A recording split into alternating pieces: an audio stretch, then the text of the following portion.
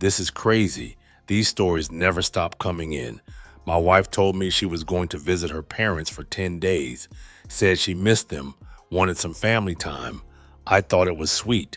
Hell, I even helped her pack. But when our phone bill came in while she was gone, something didn't add up.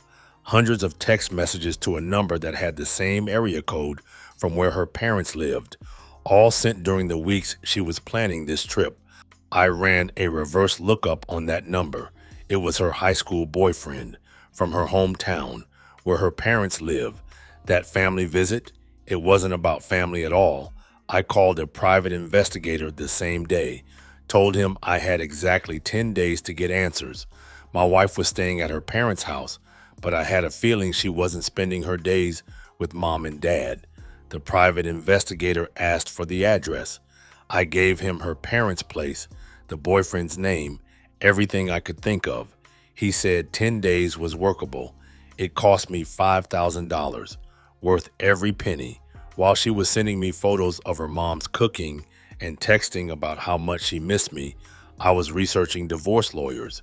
She called every night, asking about my day, telling me how boring it was at her parents'. Meanwhile, I'm sitting there looking at our phone records, counting the texts she sent to him that same day. I called my mom, told her everything. She didn't even hesitate, said I could move back whenever I needed to. My mom had always been supportive, though she'd mentioned once or twice over the years that she was worried that my wife and I were not on the same page. Guess mother sensed things. The PI's first report came on day 3. He confirmed she met the guy at a local restaurant, not exactly a family dinner spot. They sat in a corner booth for 2 hours. He got photos of them holding hands and kissing sporadically. But here's what really got me. She was using her family as cover. Her own parents didn't know she was sneaking around with this guy. They thought she was just visiting, being a good daughter. She would leave the house in the morning, tell them she was going shopping or meeting old friends for the day. Her parents were busy with their own lives and figured she was a grown woman who could handle her own schedule. Technically, she was meeting an old friend, I guess. The betrayal wasn't just about cheating. It was about how calculated it all was. She planned this for weeks, made up stories about missing her family, used her parents' house as her base of operations while she rekindled something with her high school sweetheart. Every night she would call me, voice all sweet and innocent, telling me how much she missed me and couldn't wait to come home, and I would play along, asking about her day, pretending I cared about her mom's new garden, all while knowing she spent the afternoon with another man. The private investigator kept digging. He noticed from their public social media that they had been reconnecting for months before she planned the trip. Tagged photos together from months ago, suddenly getting new comments and likes. Public posts on each other's pages seemed overly friendly, the kind of digital breadcrumbs that told a story if you knew what to look for. By day 5, I had everything I needed. Photos of them together at restaurants, photos of them entering and leaving a hotel together, surveillance footage showing their meetings and timeline. She thought she was so smart, using her family visit as the perfect cover story. The private investigator's final report was thorough, timeline of everywhere they went, photos documenting their meetings, detailed surveillance logs, the kind of evidence that would make any divorce straightforward. Meanwhile, she kept sending me family photos. She and her mom at the grocery store, her dad grilling burgers in the backyard, all wholesome family moments. But I knew the truth. She was living a double life, and her parents were unwitting accomplices in her deception. The worst part? She was good at it. If I hadn't checked that phone bill, I might never have known. She could have come home, told me all about her wonderful family time, and I would have believed every word. How many other trips had there been? How many other lies? That week and a half changed everything. While she thought she was getting away with the perfect crime, I was building the perfect case against her. By day 8, I had made my decision. She was coming home in 2 days, and I wasn't going to be there waiting for her. I started packing while she was supposedly at breakfast with her parents. Could have been breakfast with him for all I knew. I took the essentials first: clothes, important documents, my laptop, left everything else exactly where it was. Didn't want her to notice anything missing when she FaceTimed me later. The hardest part was taking off my wedding ring.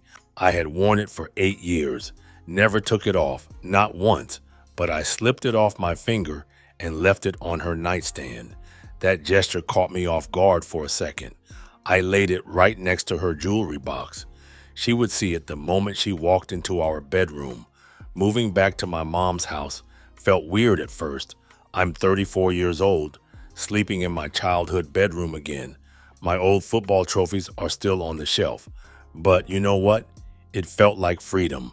For the first time in months, I could breathe. Then I went to the bank, opened a new checking account in just my name, transferred my direct deposit over, left the joint account alone for the lawyers to sort out later.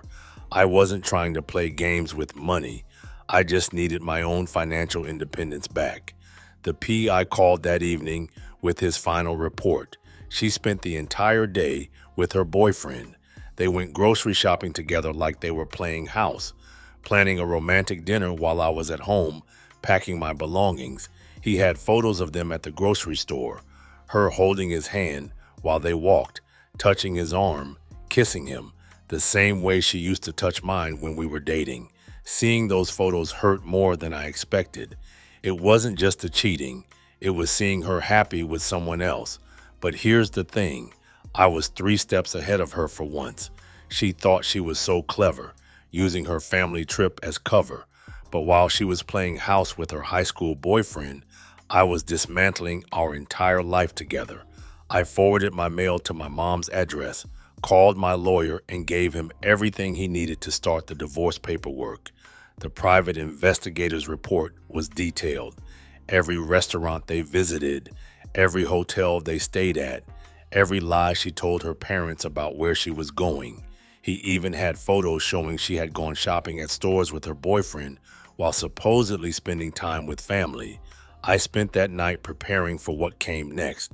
My lawyer said we should have everything ready to file within the week. The private investigator's evidence was solid.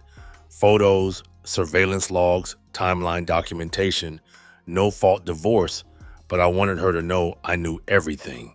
My mom made dinner that night, pot roast, just like when I was a kid. We sat at the kitchen table and she asked if I was okay. I told her I was better than okay. I was free. My wife called me that night, like always. She told me about her day with her parents, how they had gone to some antique shop her mom loved. While she is telling me this, I was thinking, bitch, if you only knew. The antique shop was probably code for his apartment maybe, or a hotel. But I played along one last time, telling her it sounded nice and that I missed her. She said she missed me too and couldn't wait to come home the next night. Our house wasn't going to be her home much longer. After we hung up, I sat in my old bedroom and felt something I hadn't felt in months. Real peace, not the fake happiness I'd been pretending to have in our marriage. Actual contentment. She thought she was getting away with the perfect affair, using her parents as cover, sneaking around with her first love, playing the devoted wife on our nightly calls. But while she was living her fantasy, I was building my new reality. Tomorrow, she'll come home to find my things gone and my wedding ring on her nightstand. The week after that, she would get served with divorce papers. Sometimes the best revenge is just being smarter than the person trying to fool you. She texted me at 3 in the afternoon, saying she just left her parents' place and would be home by 8. Said she couldn't wait to see me. I was sitting in my mom's kitchen when that message came through. I wanted to be there when she got home, wanted to see her face when she realized what had happened. I still had my key since I'd only moved my stuff out, not changing any locks. I got there at 7:30 and let myself in, parked in the driveway, and waited inside the dark house. At 8:15, her car pulled up. She grabbed her suitcase from the trunk and walked up to the front door. Her key turned in the lock, and she stepped inside, calling out for me. The smile on her face faded instantly. She asked what was wrong, if everything was okay. I told her I knew about her boyfriend from high school, the one she'd been texting for months, the one she'd spent the last 10 days with while supposedly visiting her parents. She tried to deny it at first, said it was ridiculous, that she'd been with her family the whole time. She called me paranoid, so I told her about the private investigator, about the photos of them at restaurants together, about the surveillance showing them entering and leaving hotels, about the timeline documenting everywhere she'd been. She had a blank stare for a moment, and then came the anger. She couldn't believe I had her followed, called it spying, asked how I dared to invade her privacy like that. And that's when I knew for sure. Not denial anymore, not an apology, just anger that I caught her. I asked her how she could use her parents as cover to cheat on me and then have the nerve to be mad that I found out. She tried to backtrack then, said it wasn't what I thought, that they just talked, that they were old friends. I reminded her about the hotels. Old friends don't check into hotels together. That's when the tears started, the fake kind she always used when she wanted something. She begged me to talk about it, said it didn't mean anything, that it was just old feelings from seeing someone from her past. I told her I didn't know what that was like, because when I see people from my past, I don't cheat on my wife. She kept trying different angles, said it was emotional, not physical, but the hotel surveillance proved otherwise. She noticed I wasn't wearing my wedding ring and asked where it was. I told her it was upstairs on her nightstand, right where I'd left it before I moved my stuff out. That's when it really hit her. She ran upstairs, and I could hear her going through the rooms, opening closets and drawers, realizing all my things were gone. When she came back down, she was really crying this time, asked how I could leave her over this. I told her she left me when she planned this trip. I was just making it official. She tried to explain, said she could fix everything, begged me to just talk it through with her, but I told her there was nothing to explain. I had 10 days of surveillance photos. She'd spent more time with him than with her own parents, and I knew she'd lied to them too, telling them she was going to shopping when she was really meeting him. She asked how I knew that. She was starting to sound like she was defeated. I told her it was because I wasn't stupid, despite what she apparently thought. She collapsed onto the couch, sobbing for real now, kept saying it was a mistake, that she loved me, that she wanted to fix things. I told her it couldn't be fixed, that my lawyer would be in touch next week. She couldn't believe I was actually divorcing her, kept asking if I was really throwing away 8 years over this. I corrected her, told her she threw away 8 years of marriage. I was just refusing to pretend it didn't happen. She listed off everything she would do to save the marriage, counseling, therapy, whatever I wanted, but I was done. I told her I wanted her to give me space, that she would hear from my lawyer when the papers were ready. She kept begging as I walked to the door. I told her I was sorry it ended this way, but it had really ended the moment she texted him about planning this trip. I left her there crying on our couch. I drove back to my mom's house and had leftover pot roast for dinner. A week later, my lawyer served her with divorce papers at her job. She'd moved back in with her parents after that night. Turned out her boyfriend wasn't as eager to help as she'd hoped. Living with my mom turned out better than I expected. Sure, I felt like a teenager again at first, but there was something comforting about being back in that house. My mom didn't ask too many questions. She would just make coffee in the morning and ask if I needed anything. No drama, no manipulation, no lies. Just honest conversation. The divorce moved at a good pace. It wasn't fast, but it wasn't slow either. My lawyer said having that much documentation made everything straightforward. No fighting over who did what or when. The photos and surveillance logs spoke for themselves. She tried to contest it at first, claiming I violated her privacy by hiring the private investigator. Her lawyer basically told her that surveillance in public places was legal and to focus on the settlement. Most of our mutual friends supported my decision when they heard what happened. Some people stayed neutral, which I understood, but I lost a few friends who thought I should have tried counseling first. That stung a bit, but I knew my decision was right. My buddy Mike told me she's been acting weird at his barbecue a few months back. Said she spent the whole time on her phone, texting someone. I thought she was just bored. Now I know she was probably setting up her little reunion tour. Her sister called me once, about a month after I moved out. Wanted to know if there was any chance we could work things out. I told her what I told everyone else. You can't work through betrayal this calculated. This wasn't a moment of weakness or a drunken mistake. She planned this for weeks, used her family as cover, lied to everyone, including her own parents. The sister got quiet when I explained about the PI evidence, said she had no idea it was that serious. Nobody did. That's what made it worse. She'd fooled everyone, not just me. My ex kept trying to reach out through mutual friends for months. Always the same message. It was a mistake. She was sorry. Could we just talk? But what was there to talk about? I had photos of her holding hands with another man, surveillance showing them entering hotels together, timeline documentation of her lies while she was telling me how much she missed me. The final divorce decree came through on a Friday, almost 8 months after I looked at the phone bill and saw the enormous amount of text messages. She got half of everything, which was fair. I wasn't trying to destroy her financially, but the house had to be sold since neither of us could afford the mortgage alone. That hurt more than I expected. I loved that house. I found out later that she moved back to her hometown permanently. Guess she figured if she was going to start over, might as well do it where her family lived. Except here's the kicker. Her boyfriend dumped her about 2 months after all the drama started. Turns out, sneaking around for 10 days was exciting. Dealing with divorce lawyers and angry spouses wasn't quite as romantic. His wife found out too.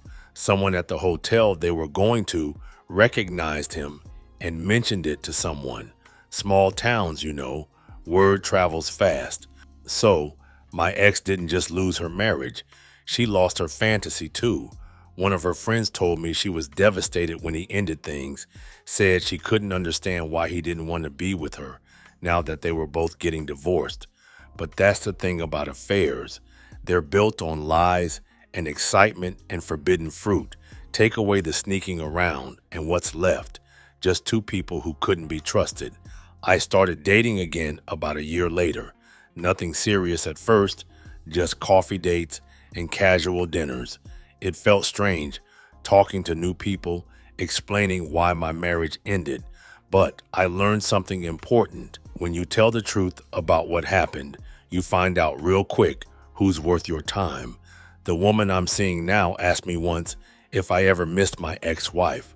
I thought about it for a while before answering. I told her I missed the person I thought I was married to, but that person never really existed. The real woman was someone who could lie to my face every night for weeks, someone who could use her own family as cover for cheating, someone who could plan an affair with the same attention to detail most people use for vacation planning. Living at my mom's taught me something else. Peace is underrated. Those last few months of my marriage, I felt anxious all the time without knowing why, like something was wrong, but I couldn't put my finger on it. Turns out something was wrong.